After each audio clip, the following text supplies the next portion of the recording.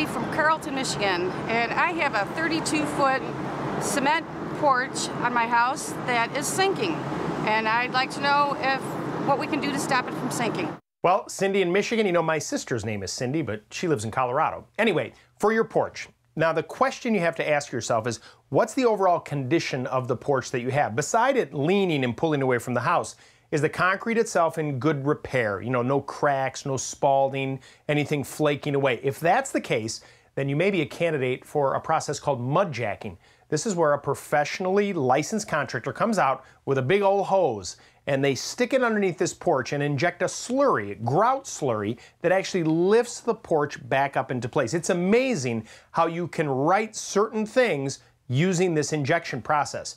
But it's expensive. It can cost anywhere from $500 to $5,000 depending on the size of the project. So you need to find somebody that knows what they're doing and assess whether mudjacking, depending on the price, is worth the investment rather than taking out that entire porch and pouring a new one.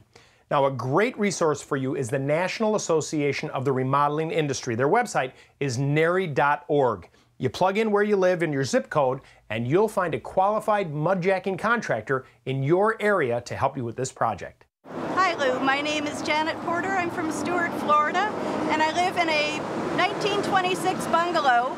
And someone modernized it over the years and covered up the original beadboard walls and ceiling with sheetrock. And I want to find a way to actually remove that sheetrock safely to reveal the beautiful beadboard that I know is hidden underneath. I kind of want to take the house back in time again and restore it to original beauty.